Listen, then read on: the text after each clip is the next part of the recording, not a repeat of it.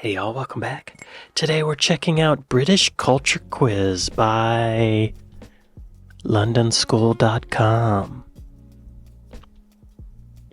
Oh, I guess it's a school in London. I don't know. But this little character says, I'm here to help you. To begin, please choose the language you wish to communicate in. Go away. English. What? Okay. I've been watching videos about British culture for over a year. Let's see how I'm doing. Usually I don't do that great with these, but I think I'm gonna ace this, y'all. Question 1 of 20. Okay. What makes up the United Kingdom? I know this. I'm not gonna look at the answers yet. It's England, Scotland, Wales, and Northern Ireland. Right? Wales, England, Scotland? No. Wales, England, Scotland, and Northern Ireland. That's the one. This other option is Wales, England, Scotland, Northern Ireland, and the Republic of Ireland. A no. Second B. Submit answer. Right on. You are correct. The United Kingdom of Great Britain was formed in 1707, and in 1801, Ireland joined Great Britain. In 1922, the south of Ireland withdrew from the Union and became a sovereign republic, whilst Northern Ireland remained part of the United Kingdom. I guess I forgot that the Republic of Ireland was part of it at some point. Okay, next question. Which title do many British women use to avoid indicating whether or not they are married? Ms., Miss, or Mrs.? I don't know. Well, I know it's not Mrs. because that means you're married, right? MRS means you're married. So it's either MS or Miss. I'm going to say Miss, M-I-S-S, like Miss Piggy, right? Miss. Okay, wrong. MRS is used by married women and Miss by single women, but many women prefer using MS as it doesn't reveal their marital status. I thought it does. Okay, number 2, wrong. Okay. Question 3. What is the minimum compulsory school leaving age in the UK? 16, 21, or 18? I think it's 16, because I think I heard that when a British kid gets to 16, that's when their broad education stops and they have to choose a specific trade to go into. I'm going to say 16. 16. All right. Sweet. You are correct. It is compulsory to attend school from 5 to 16 in the UK. From 16 to 18, young people in England must either remain in full-time education at school or college or start an apprenticeship or traineeship. Cool. That's 2 correct. What do the British celebrate on Bonfire Night on 5th of November? I'm not going to look at the answers, but I know it's Guy Fawkes. He tried to blow up Parliament, and it's a crazy story. I reacted to a video about it. Check it out. It's kind of a funny story because Guy Fawkes, he hid a bunch of explosives in this room under Parliament. Some guards came and looked at it, and he hid it, or his friend hid it. They put like a coat over it or a blanket. And the guards were like, oh, all right. But then later they came back and it's a funny story. So what are the options here? The end of Great Fire of London? No. The formation of the United Kingdom? No. The failure of Guy Fawkes to blow up the King and Houses of Parliament? That's the one. Submit answer. Yeah. You are correct. Many British people light bonfires and set off fireworks on 5 November to celebrate the failure of Catholic plot led by Guy Fawkes to blow up the King and Houses of Parliament in 1605. Okay, that's question 4. Got it correct. 3 correct so far. We're doing good. Okay. Question 5. Which of the following nationalities has the largest number of UK residents? Polish, Indian, or Irish? So these are people from these other nationalities that currently live in the UK. Polish, Indian, or Irish? Polish, Indian, or Irish? I kind of want to say Irish because it's so close, But I know there's a lot of Indian people in Britain. Chicken tikka masala, all that. Polish. Maybe in World War II, a bunch of Polish people went to the UK. There's also a lot of Indian people in the world in general, so... Gosh. But Irish people. There are Irish people in the UK. Northern Ireland is part of the UK. But there are probably so many more Indian people in the world.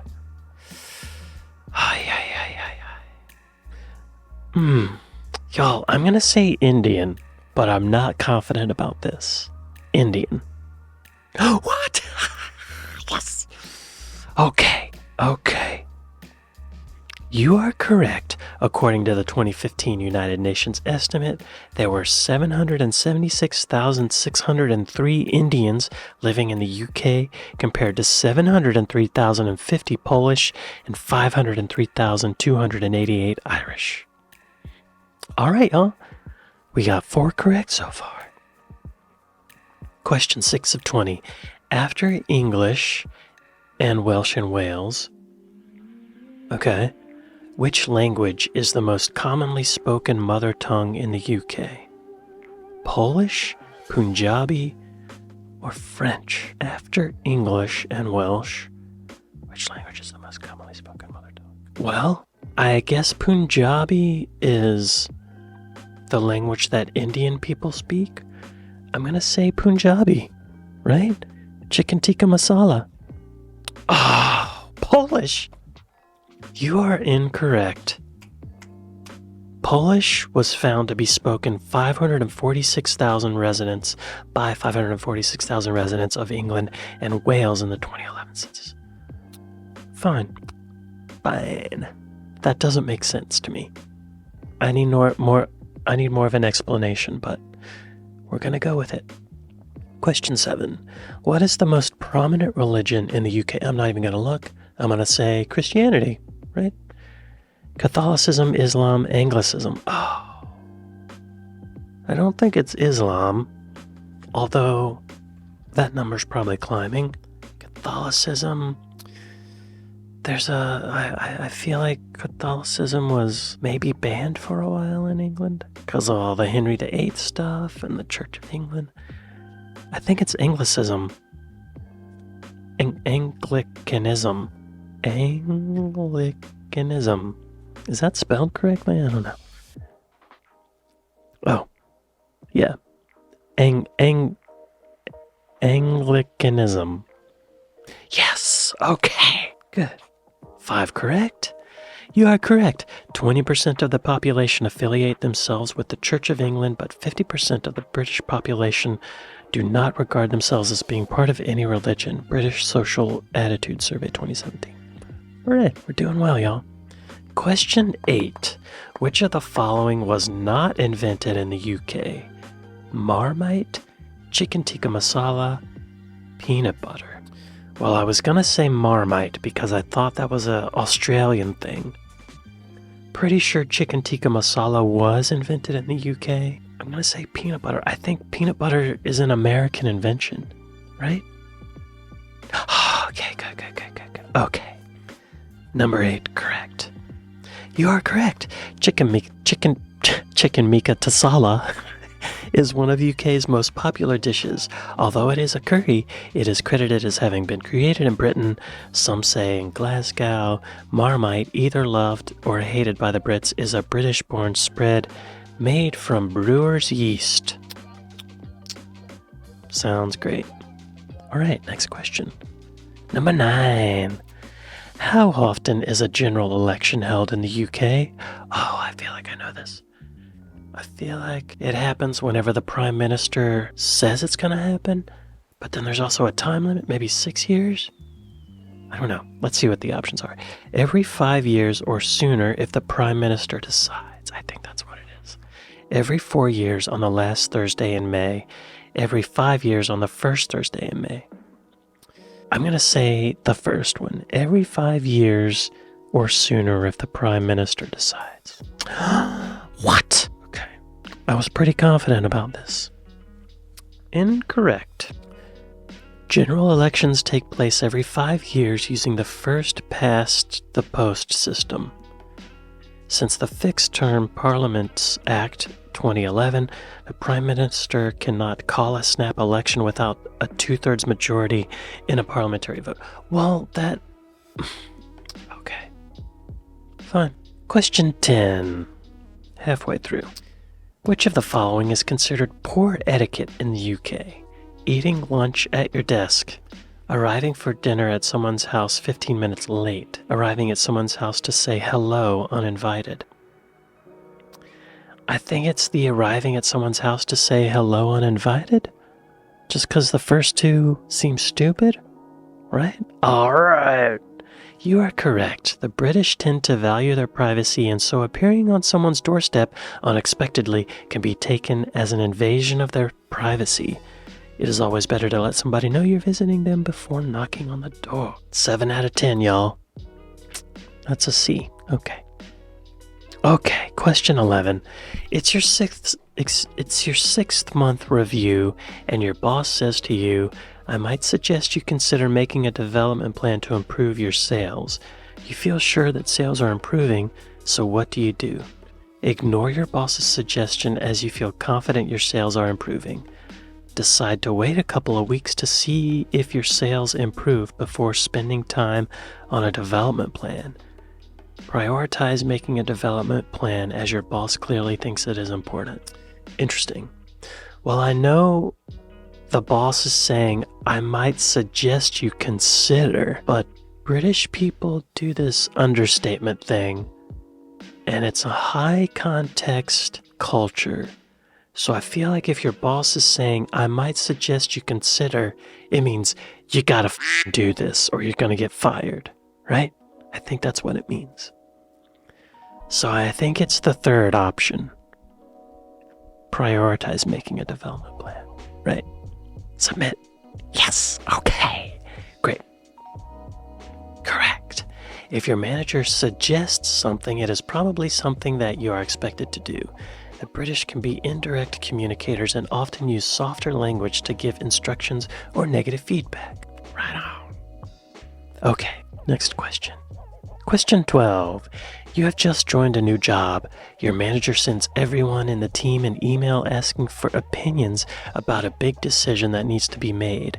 How should you respond? Okay, I'm new on the job. Okay. Assume that the email isn't for you as you are new to the team. Respond saying what you think as your manager is genuinely interested in your opinion. Respond saying that you know your manager will make the right decision.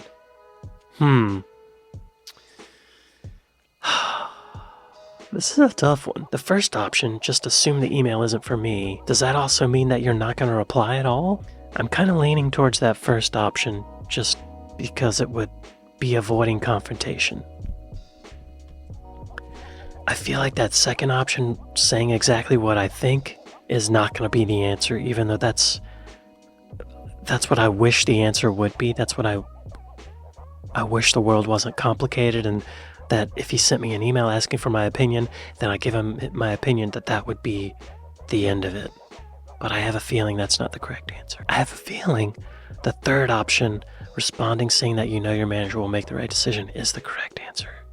Even though that's not really what I would do. I'm going to go with the third one, because it's the most polite. You're still replying to the email.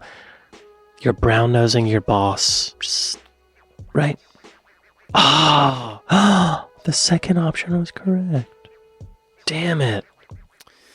You are incorrect. The British tend to be consensual decision makers. Even though the manager tends to have the final say, it is common for all staff members to input their thoughts before a decision is made. Well, damn it. Yeah, I wouldn't think that would be my place to speak up if I'm new. Oh well. Question 13. You're in a meeting with your British team and the debate starts to get quite heated between two team members who start to raise their voices in anger. What do you do? Okay. Ask them to continue the conversation after the meeting. Tell them who you think is right. Make a joke to break the tension. Wait, okay. Am I new on this job anymore, or am I a veteran? You're in a meeting with your British team, and the debate starts to get quite heated between the two team members. What do you do? I don't think I would tell them who I think is right, and I wouldn't have the balls to ask them to go outside. Take it, do it after the meeting. I think I would make a joke, but is that what a British person would do? I feel like it is. I feel like this is the correct. Ah, yes! Humor is often used in the British workplace, particularly to break the ice or diffuse conflict. Excellent. That's 9 correct, y'all. Awesome. Okay. Hang in there with me, we're almost done. Question 14. You bump into a business acquaintance who says, we should meet for coffee soon. What does this mean? Oh, I'm not looking at that thing. If I were in America, it would mean basically nothing. But in Britain, I don't think they say that without meaning it, right? Let's see what the choices are. It's unlikely that they will be in touch to arrange a coffee. That's American. They will definitely contact you soon to arrange a time and place to meet in the near future. Maybe. They will probably contact you the following day to arrange to meet for a coffee. I think it's one of these last two choices. One says they will definitely contact you. The other one says they will probably contact you. I'm going to say it's the third one. Right? No, probably. Oh, damn it. Okay. You are incorrect. Your British acquaintance may be saying this as a polite way to say goodbye, rather than with any real intention of having a coffee with you. You don't want to have coffee with me? I'll have coffee by myself. Not cool, business acquaintance. Okay. Question 15. How should you address your senior managers in a British organization? I'm not going to look at the choices. Sir, Lord, Duke, I don't know. Sir, Madam only? By their first name, Mr., Mrs., Miss, and their surname. Senior managers. I would still use their first name. In America, we would use their first name. We wouldn't call them Sir or Madam or Mr., Miss. No. I have a feeling I'm wrong. Just because... Oh, no, I'm correct. Okay. Yeah, okay. Good. That's 10 correct. Okay. You are correct. British business culture tends to be egalitarian with less importance placed on status and hierarchy. Therefore, it is usual to address everyone by their first names. Great. Next question. 16. It is Friday night and you are feeling very tired after your first week in your new job in the UK. Okay. Your colleagues invite you to the pub. How do you respond? Oh, you gotta go. Apologize and promise you will join them another time? No. Say yes and decide that this is an opportunity to get to know your colleagues on a more personal level. Yes. Say no as you suspect they are just being polite. B. Right? Yeah. Socializing with colleagues after work is important in the UK, and the most common place to do so is in the pub. The pub is a great place to break the ice and will help you feel more settled in the workplace. Yes. Also, the pub, though, in Britain is a whole other thing than in the United States. In the United States, it's just a place to drink. But in the UK, it's like a part of the neighborhood. It's where people go to feel like they're a part of the community. Families go, little kids are there. It's like a family thing. It's different. Anyway, okay. 17. Your manager asks, do you have a second? When you're in the middle of something important, how should you respond? Without looking at the options, I would probably say yes, even though I'm busy. Or I would say, oh, can I just finish this real quick? Maybe something like that. Okay. Understand this as something important and say yes, of course. Tell them you are busy. Ask if you could come back to them later when you have finished what you are working on. Okay. My true response would be the third one. Ask if you could come back to them later when you have finished what you're working on. But I feel like the British thing is to say yes, of course. Because the British manager, when he's saying, do you have a second? Or she... When they're saying, do you have a second? That means I need to talk to you right now. And I'm being polite. So I'm going to say A. Or the first option, whatever. Yes! You are correct. This is an example of British indirectness. British people often use a question to frame an instruction. Yes. All right. 12 correct, y'all. We're doing good. Question 18. When meeting a British business partner for the first time, what should you talk about? Oh, the weather. Make small talk about trivial things such as the weather or your journey to the meeting. That's a good option. Leaning towards that. Don't initiate any conversation, but let your partner take the lead. Not necessarily. Ask if they have any children, and if so, ask to see photos. See, that's the American thing. American small talk is an interrogation. But British small talk is very I want to say superficial, but that sounds shallow. It's just non-personal stuff we all have to deal with. I'm going to say the first one, right? Make small talk. Yeah, you are correct. Mastering the art of small talk will help you with everyday interactions in the UK. Like humor, small talk is used to avoid talking about more serious or personal subjects. Keep your small talk neutral and wait for your partners to open up. Right on. 13 correct. 2 more questions, y'all. Question 19. Which of these is best avoided during a business meeting with a British partner? Nodding your head occasionally, making strong eye contact, folding your arms. I feel like the first two are good listening practices. The strong eye contact might not be. Folding your arms, though, that's like, it's like you're defending yourself. I would also argue that this can also be sometimes a self-hug, but I don't think this questionnaire is that subtle. Let's go folding your arms. Yes! Making firm eye contact and nodding your head show the speaker that you are listening and are engaged. However, folding your arms is a sign of lack of interest and boredom. All right, y'all, great. One more. Question 20 of 20. You have been invited for dinner at a colleague's house at 7 p.m. What time should you arrive without looking at it? I'm going to say 7:15. Although, just a few minutes before 7. No, 7 p.m. on the dot. I'm going to say around 7:15, right? You are correct. Being a little late for social engagement is acceptable and even expected in the UK, but don't be too late or you risk appearing being rude. Great. I got 15 correct out of 20. What is that? 75%. That's a C, y'all. I passed. I expected to do better, but I did all right. Ain't bad. All right. How'd y'all do on this quiz? Bet you did better than I did. Well, I'd like to thank my patrons. I'd like to thank my Buy Me a Coffee folks. Thank y'all for watching this with me, and I'll see you next time. Later.